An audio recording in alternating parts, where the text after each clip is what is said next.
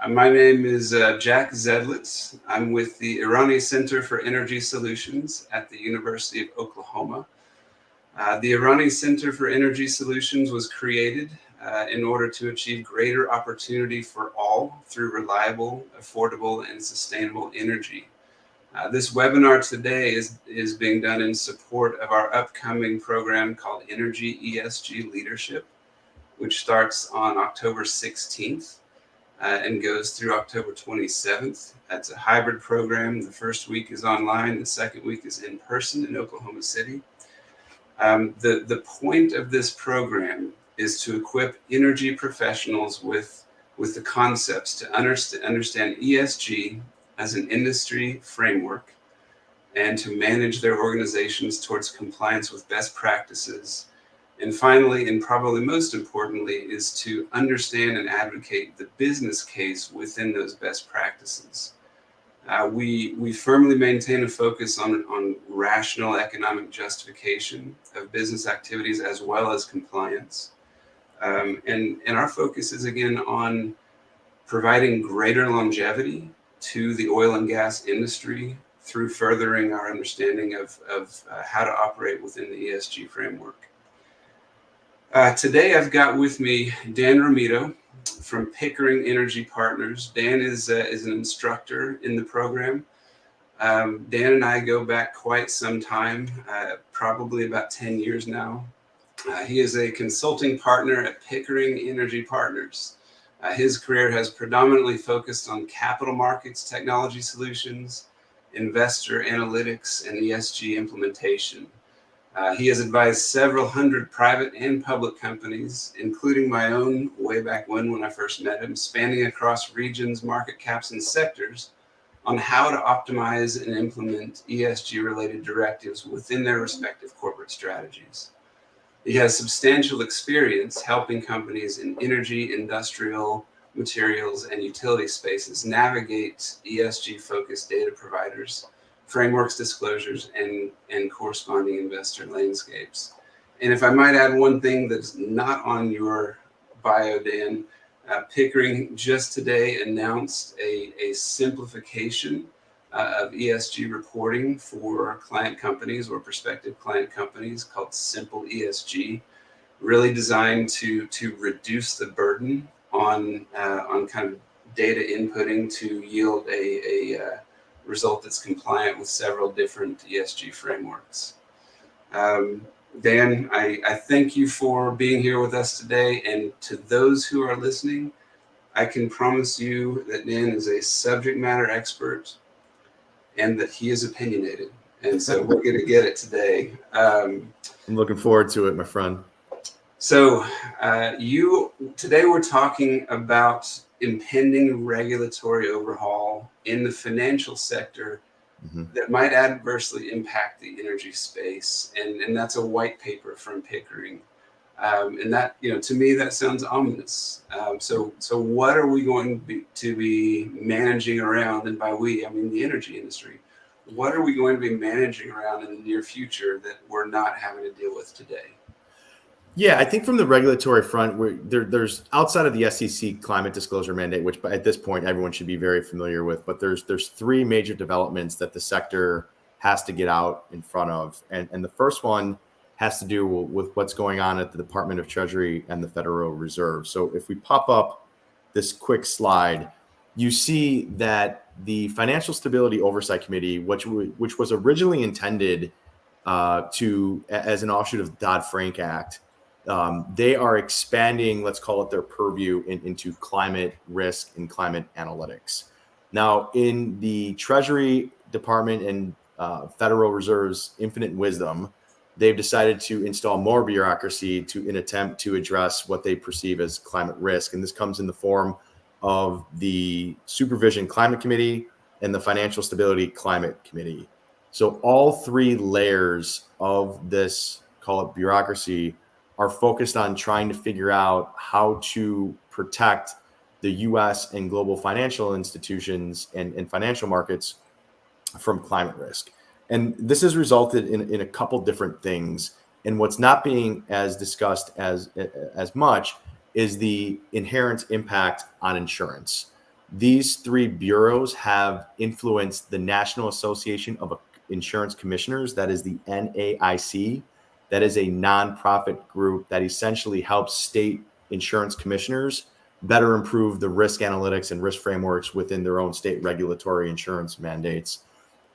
The NAIC is recommending to all state insurance commissioners that they instill some degree of climate risk within their respective underwriting, and they are pushing state regulators to require insurance companies to track consistent and comparable data analytics having to do predominantly with ESG. I mean, the focus obviously is on the E, but it spans the entire purview of what we generally consider the ESG landscape. And so people always think that from a regulatory standpoint, a lot of the ESG required data influences equity and debt. And of course, they would be right. But for some perspective, insurance is roughly 4 or 5 times the size of the equity markets. It is huge. It is vast. It is global. It is very interconnected. What happens in Europe because of the reinsurance markets definitely impacts policy here in the United States. So clearly the result is if insurance companies are going to be on the hook for consistent and comparable ESG data, the thought is that their insureds are going to be on the hook on it as well. And then you begin to see how this intertwines with recent shareholder activism in the financial sector. You have a variety of divestment agenda proponents going shareholder activists on certain companies. The most notable one is Chubb. Companies in the energy space have to be very aware of 3 groups: Series, ICCR, and As You Sow. As You Sow was the shareholder activist that got involved in the Chubb engagement, where they inherently wanted to force Chubb to instill some sort of climate-related risk management within their respective underwriting. Now, the great compromise, quote unquote, was Chubb's recent release of how they're going to incorporate methane mitigation plans within underwriting. That is a work in progress. Knowing Chubb as well as I do, I think they're thinking about it the same way. They're taking a very client-friendly approach and providing resources and guidance on the front end to help clients navigate through this. But nonetheless, it's fair to say that shareholder activism in the financial sector is having a substantial impact, particularly as it relates to access to insurance in the energy sector. And then in the Inflation Reduction Act, the third thing that people have to be in the sector have to be very well of is the methane tax. The methane tax, as of today, influences companies that are above the 25,000 per metric ton of CO2 equivalents. We feel that in the not too distant future, that will be decreased to a 10,000 equivalent threshold. And then the other component is that it's a graduating tax. So it goes from $900 to $1,200 to $1,500 over the next 3 years, respectively. But one of the key things that the methane tax pushes is the need to measure methane empirically. So they are pushing from a regulatory perspective, the need to push methane mitigation and frankly, all emissions monitoring from a continuous empirical mode. And obviously what that means is trying to sunset or attempting to sunset emissions factors. So we feel that between the Department of Treasury and the Federal Reserve, the increased prevalence of shareholder activism in the financial sector, which is influencing access to insurance, both from a policy and a regulatory standpoint, and the methane tax, the energy sector has to be very much aware of the financial implications now that there's a liability on the balance sheet associated with ESG related considerations. So in terms of scope of impact, we're familiar with SEC ESG disclosures impacting public companies, but when I'm listening to you, I'm thinking, okay, if you're not a public company, that doesn't mean by any stretch that you are kind of immune from a regulatory framework, from an ESG regulatory framework. If you need debt or if you need insurance, which pretty much captures everybody, this framework is something you will need to incorporate in long-term strategic planning. Yeah, I think regardless of size, what is clear to me based on the recent wave of regulation, at least whether it's in comment period or in practice, I actually take more credence in what's going on in comment period. because that is more aspirational from a regulatory standpoint, or at least that's what regulators aspirationally want to implement. One of the key things is it doesn't matter size, it doesn't matter basin, it doesn't matter if you're private or public. The fact of the matter is, unfortunately, a substantial portion of the divestment agenda has the ears of the regulators, and they are doing all that they can to implement policies that impact companies financially or from an operational standpoint.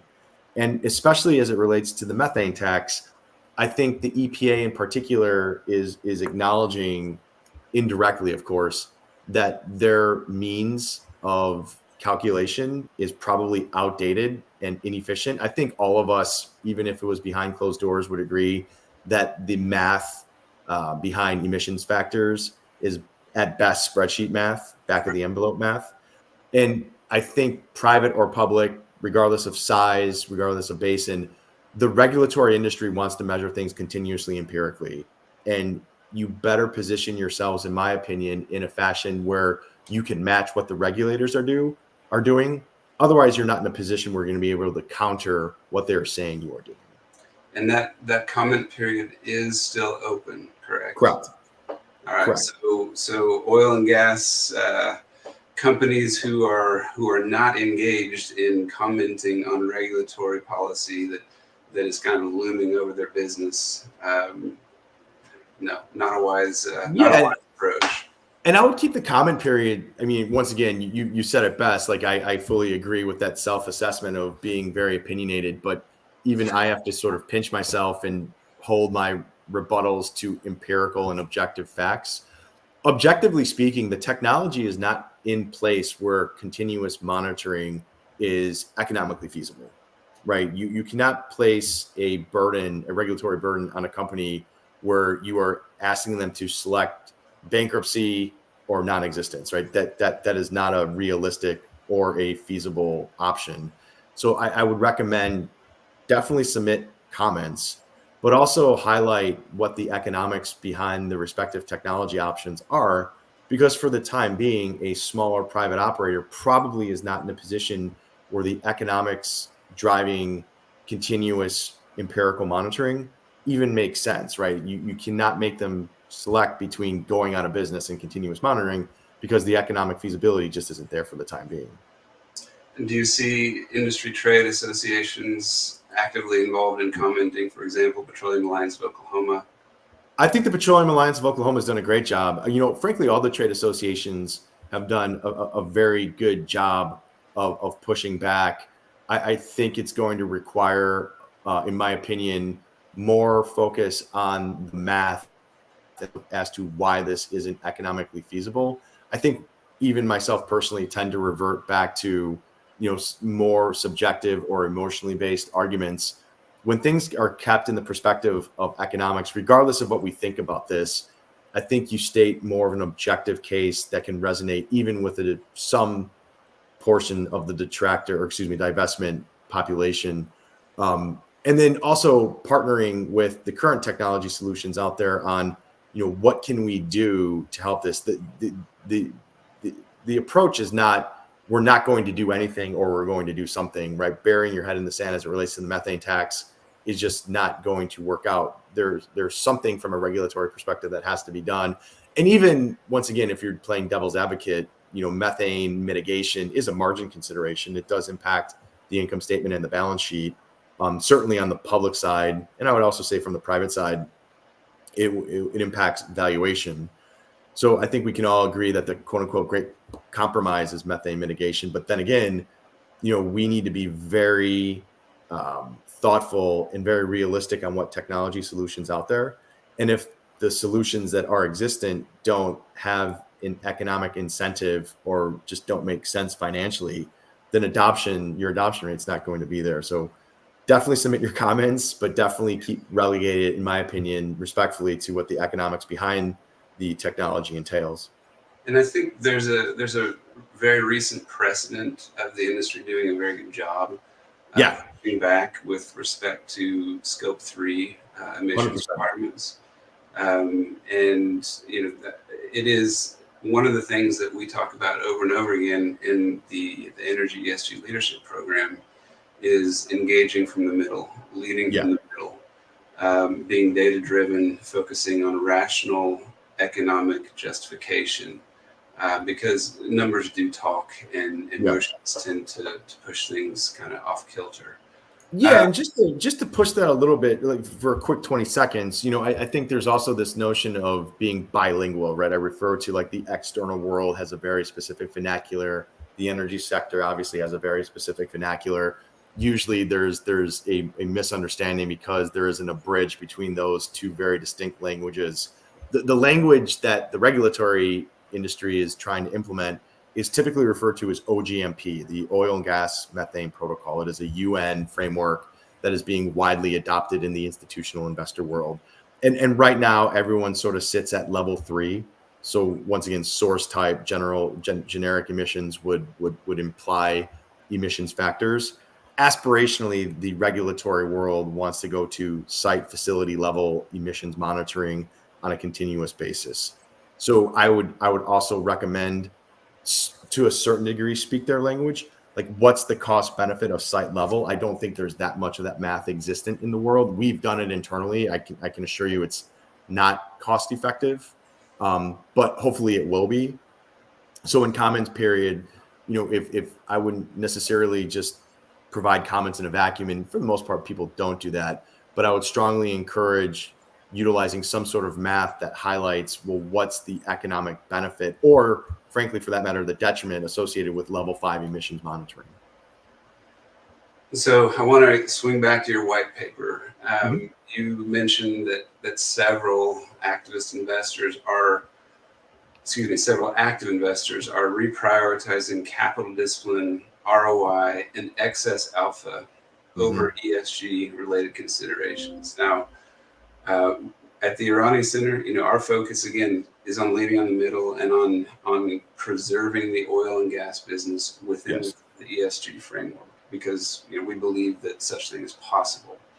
So isn't reprioritizing capital discipline, ROI, and excess capital and ESG related considerations, can't those two things coexist within a kind of well-considered corporate strategy? 100%. Yeah, I think when we talk about ESG considerations, once again, that term has been politicized. That term has become very controversial. Let's be very clear about what the definition that I utilize. So ESG related data is material, non-fundamental business drivers that influence long-term valuation. That is how we are defining it. That is sort of the bucket that we are operating in. And to be fair, I think the industry has done this since its inception, whenever that was. We just called it something very different. But I think we also operate in a world where everything is quantified. Everything is, at least the attempt to measure everything is put in place. And when the other 10 or 11 sectors are consistently making the attempt to quantify non-fundamental data, and the energy space was literally the last one to do it, we still find ourselves, our industry is still in a place where we're playing a little bit of catch up. So yes, there is a distinct, if we're looking at a Venn diagram, there is a distinct overlap between, let's just call it ESG related considerations and traditional fundamental capital discipline. That those things have a much larger common denominator than what people typically think. But I think the adjacency to that is everything in the capital markets is increasingly quantified, including non-fundamental data. I know that's a little bit of an oxymoron, but if you can showcase trend in a consistent fashion for material non-fundamental data points within your business, you are not necessarily guaranteed anything, but what you are guaranteed is you're showcasing what quartile you operate in. So you're top quartile in emissions management, top quartile in health and safety, top quartile in spill mitigation, top quartile in water stewardship, et cetera, et cetera. We operate in a world where it's very much guilty until proven innocent. And the only currency that is widely accepted across the investment spectrum is objective data points. So when you're talking about the need for capital discipline and ROI and excess alpha, well, in many ways, the determination of that is to see, well, what's the driving trend for material non-fundamental considerations, and how does that drive the fundamental characteristics of the business? So, one of my favorite management sayings is what gets measured gets managed. Okay, so we are being pushed. We, the energy industry, is being pushed to measure a lot of things that we may or may not have been measuring all along, but we certainly weren't paying a whole lot of attention to them before. But now that we are being kind of called to task to measure on a trending basis and compare ourselves to peers, why isn't that just going to make us into better managed companies? Where's the breakover into kind of the silly side of non-fundamental data collection and management? Yeah, I think it's part of a broader macro, right? I think regardless of what we feel about the energy sector, right, love it or hate it, I think we can all agree upon that the world, from a macro perspective, is trying to figure out, how to decarbonize. Like that is a major trend. So the consumer, regardless of what we think about it, has said we want to decarbonize. Now, I will debate anybody, anytime, any place that wants to debate me on the U.S. not leading the way on that. Empirically speaking, the United States has figured out the rubric between decoupling. So in other words, economic output and the corresponding emissions profile decreasing substantially over the 25 years. We'll put that to the side. But what the institutional investment community and a variety of other stakeholders, frankly, want to figure out is, and you're seeing this starting to play out in Europe, is where do you reside on the decarbonization spectrum? So back to your measurement, right? You can't arbitrarily say we are focused on decarbonization, right? The proof, if you will, is we reside somewhere quantitatively on the spectrum between, drill baby drill and let's make everything electric. Now we can debate why both of those probably don't work, but I think what the rational investor is trying to figure out is you have this macro trend of decarbonization, you have this asset base that you have to maintain. What is the balance between CapEx, R&D, buyback, dividend? In other words, what's the capital budget going to look like, where you're still going to showcase technological innovation and you're being very thoughtful of what the external stakeholder community is saying, not necessarily doing what they're saying, but at least acknowledging it, while simultaneously optimizing your asset so that your respective shareholder base gets a very attractive return, gets a very attractive dividend, gets a very attractive buyback. And the only way to really do that is quantitatively, in my opinion. So number one is, where do you reside on this spectrum? And number two, can you prove it quantitatively? And number three, forget about net zero. Like, we can argue why net zero is just not a realistic option, but the path towards net zero is a very competitive differentiator that a lot of companies are discussing. How do you showcase that inherent trend, that inherent movement towards net zero? You can't do it without being able to measure and quantify non-fundamental characteristics of the business. So, what you described is the tension that we exist in every day at the Irani Center, in the sense that we recognize that the most likely path of global energy demand is up and to the right for many decades to come. But when we consider that the largest population centers on the earth are somewhere between just starting to industrialize, between there and kind of late in the first stage of industrialization, and they represent 7/8 of the world's population. Okay, so we are highly confident that the demand for energy globally is going to increase quite dramatically in the coming decades. Yet we also have a perspective on the challenge with respect to growing atmospheric CO2 levels. So how do we meet demand for global energy reliably, affordably, and sustainably? And that's really the heart of this energy ESG program, because we are living within two realities that are somewhat at odds with each other. We have a CO2, we have an emissions problem to solve, and we have a global demand picture that we have to meet. I would also add to that is there's an educational curve that has to be overcome. I always give this story, and another variation of it just happened is we interviewed a very smart, intelligent, not experienced, capable college grad. And one of the questions I asked was like, why do you want to get into this? And he said something along the lines of, well, Pickering Energy Partners is looking at the energy world on the spectrum. And I think EVs are going to be a substantial answer. And I said, well, let's investigate EVs. Like, what powers EVs? Batteries. What powers batteries? Electricity. What powers electricity?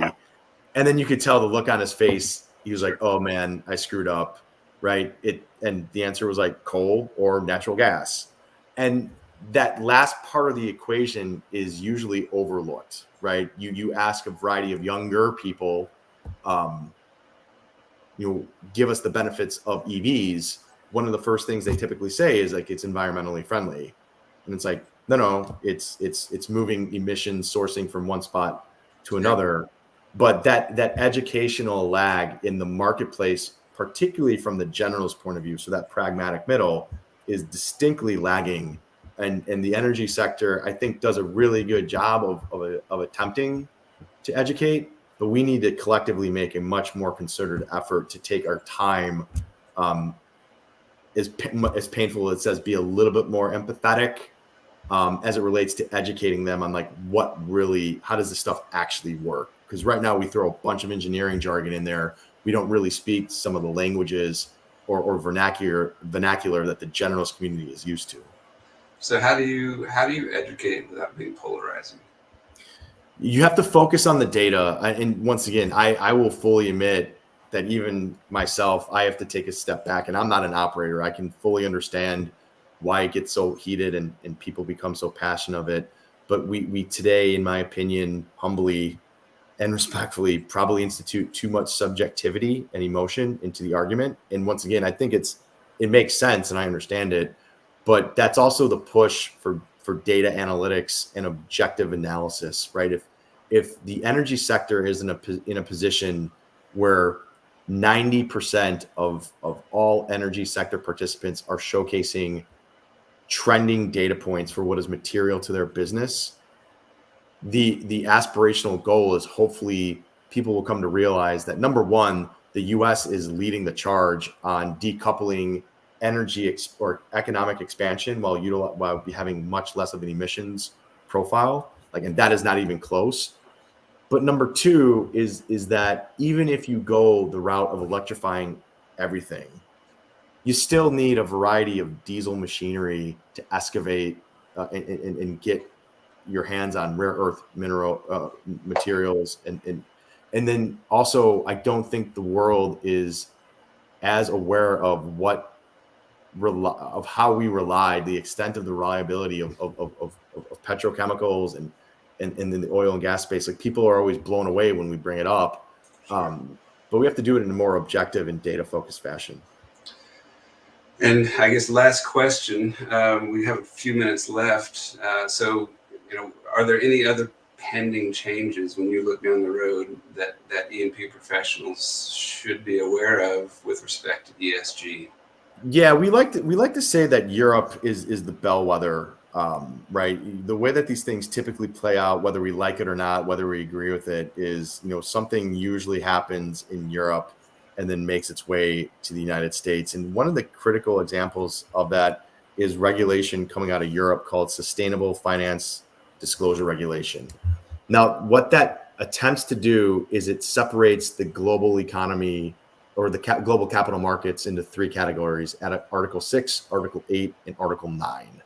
Article 6 is the investment universe in its entirety. Article 8 is some aspect of your business focuses on the E or the S. Could be emissions, could be water, could be spills, could be health and safety, could be anything. And then Article 9, which is pretty much renewable funds. If you look at how global capital markets are evolving, and we use fund flow as a proxy for this, the vast majority of fund flows is going towards Article 8. What does that mean? That means that investors, whether it's equity or debt, and insurance companies, because insurance also falls under the purview of SFDR, they want their cake and eat it too. They want excess alpha, ROI, capital discipline, buyback, dividend, etc. A very tough and tenured balance sheet. But they also want some aspect of ESG implemented into their investment thesis, because number one, they can charge higher fees, and that's empirically proven. Number two, it makes it much easier to raise capital. It is almost impossible to raise capital in today's environment without having at least a check the box ESG profile. And then number three, if you look at the variety of stakeholders that they have to address, they do have to at least acknowledge what's going on from a macro perspective. Once again, so decarbonization would be the number one priority. And we're beginning to see this trickle down into the United States. And yes, it does impact private companies because it does impact raising capital in the private equity space. So what we are telling people to prepare for is the only way from a regulatory perspective to qualify for one of these buckets, whether it's 6, 8, or 9, is you have to showcase the eligibility quantitatively. You have to provide ESG related data points on a consistent basis in order to maintain eligibility to Article 8.